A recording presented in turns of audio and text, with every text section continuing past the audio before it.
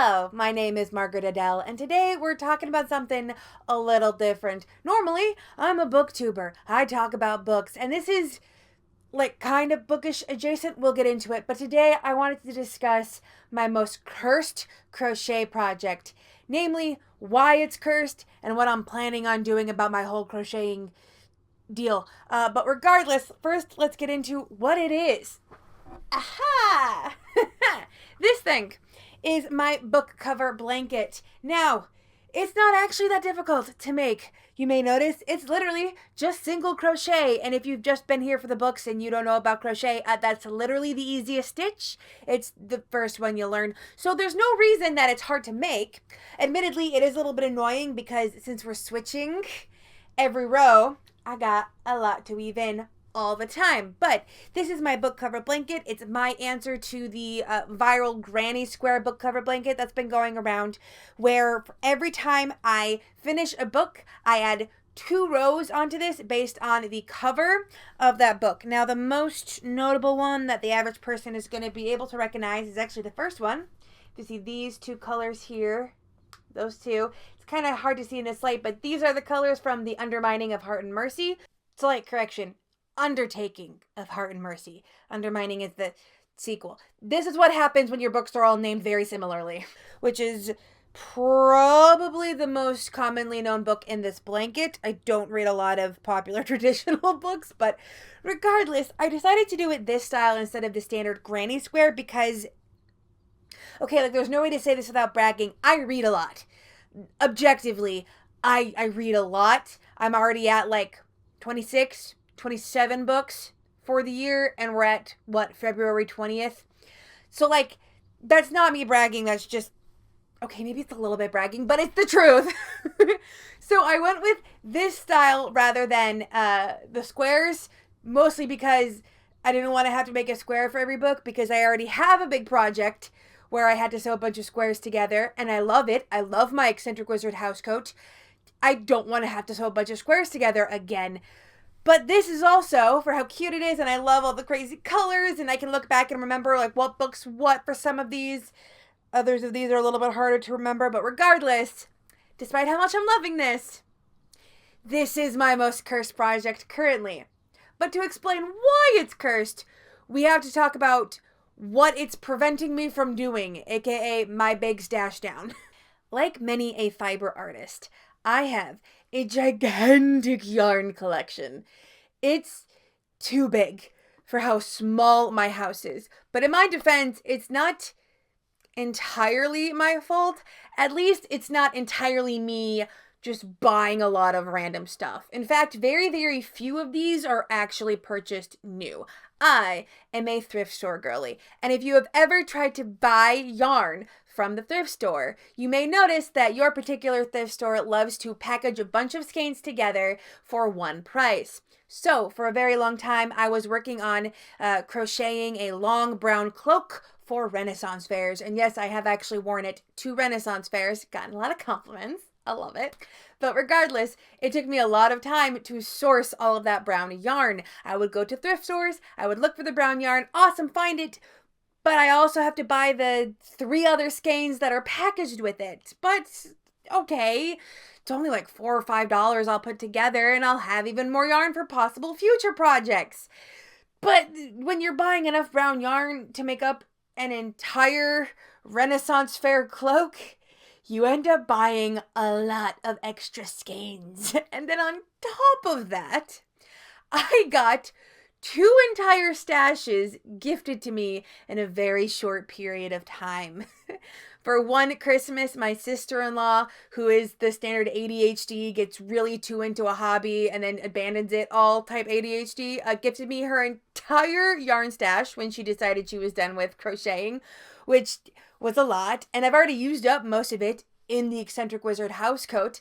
But that was in November of 2023. And then in May of 2024, 6 months later, my coworker offered to give me the remains of her late mother's stash. She had cleared through what she wanted. She had kept the one or two works in progress that she wanted to try to finish or that another member of the family wanted to try to finish. But this was a lifelong knitter that had an entire lifelong knitter stash. So even getting only part of it was a lot. And not only was it a lot, it's a lot of stuff that needs to be unraveled and re-rolled for other projects. So it was a lot of work that I've only used up a little bit of. So as a result, I have just a gigantic amount of yarn.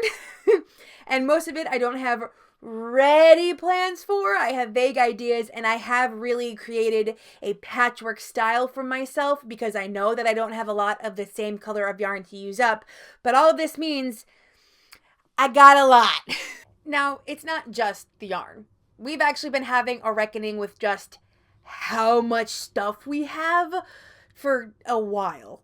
In January of 2022, I did a count up of all of the unread books I owned, and it was in the 400s. Granted, most of them were, again, secondhand or digital. And so I entered in a 0 TBR challenge that I thankfully beat in August of 2024 and got my TBR down to 0.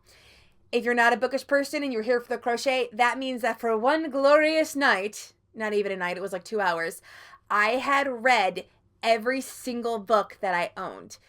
Now, granted, it usually stays somewhere between 20 to 30 books these days, but it still stays pretty low.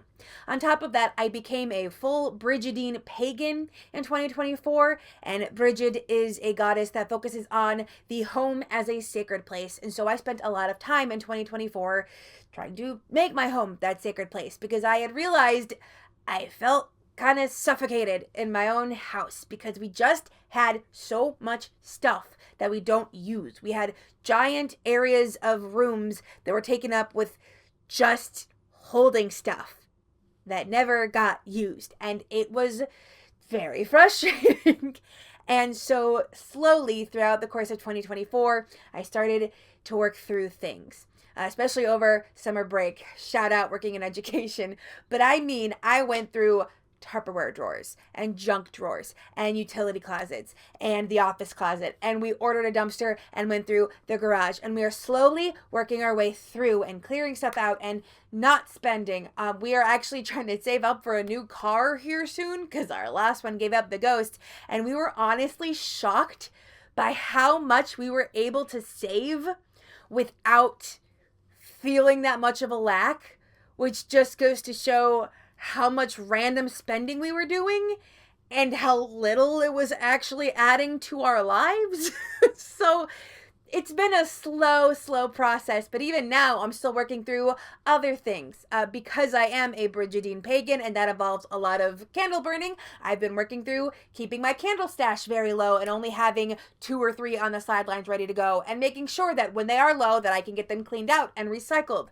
But also, I did a survey of all of my loose leaf tea, which was my other big spender. You can see here I have it organized out by the tea I drink cold in an iced sweet tea form and the tea I drink hot, and I am working my way through that. At some point, I'm going to have to find a reckoning with all of those unused journals and the fabric stash, but you know, we're working on it. The problem is that I also want to stash down, right? That's what a lot of people have been doing, and I love seeing it. The stash downs, the 0 TBRs, the low buys, no buys. It's great. This damn book blanket is stopping me. Unlike the average crochet project where I can set aside specific skeins, put them all in a bag or a drawer together and be like, yes, the skeins for this project, this one is super randomized. I don't exactly know what books I'm going to be reading, in what order, or what colors I'll need specifically. And admittedly, I can get hyper specific with this. My husband has had endless fun watching me walk back and forth across the house between all of the little pockets of my yarn stash, trying to find the exact shade of purple for that cover. But because I don't know, I have this knee-jerk, I can't use up any of the yarn because what if I need that color moving forward? I don't want to have to buy new because that's not what we're trying to do here, so I just can't use any of it up. And it's kind of annoying because I do have a lot of ideas for how to stash down. There's a little free library in front of my house, and I have seen a lot of people who have LFLs who will crochet things like hats, scarves, and mittens and put them in there for the colder months. I have had so many ideas for doing an all sock Christmas where every single person we get a gift for gets a pair of handmade socks, or things like I want to learn how to make new waist belts by putting yarn around a very thick piece of elastic. I already have the elastic, but I have this knee-jerk, can't use up that color, I might need it. Can't use up that color, I might need it. And it's so hard to break through that. But it's even worse because this thing is fairly slow going, all things considered. Because if you see here, this entire thing has been ongoing since September of last year. That's when I finished The Undertaking of Heart and Mercy. And while I read fast, I don't read that fast. It still takes me at least a day or two to be able to add even another 2 rows, and 2 rows are only that much. And I can't really speed it up because I don't want to burn myself out on the reading, so what do I do? And it's been very difficult because I like it. I like this vibe. This is going to be one of the few blankets that I keep for myself. Nearly every other blanket I've ever made has gone to someone else, either as a gift or a donation, but this one's going to be for me in my own bed. And I love the idea of having a physical archive of the books that I've read in fiber form. But it's stopping me in what I want to do. Now, is this the worst problem in the world to have, having so much material goods that it's going to take me a while to get through it?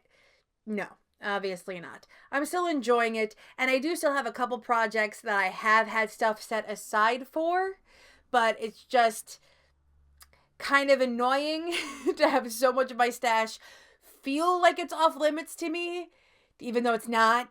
It's my own stash. Regardless, I am enjoying this. I guess it's just a sign of how frustrated I'm getting that I've been under this slowly dematerializing myself for years now, and I still have so long to go. And I'm trying to find grace for that. You know, it took me 2.5 years to fully read down my giant TBR, and it's gonna take me a while to drink up all of my tea because I'm just working through the hot tea right now because it's winter, and I won't even start drinking down the cold stuff until summer. And I'm gonna have to do a lot of writing in those notebooks. That's gonna be a lot of free writing and solo TTRPGs, and I gotta overcome a lot of anxiety about trying new sewing projects to get down the stash, and it's just learning to give myself grace that I am trying to unlearn a whole bunch of shit that late stage capitalism put into my head. And I have been seeing that with a lot of people. Like I mentioned before, I love watching the stash downs, the zero TBRs, the low buys and no buys. Everyone from so many different communities are realizing, hey, we actually don't need this much stuff. We actually have a lot more stuff than would actually make us happy. Why don't we focus on that?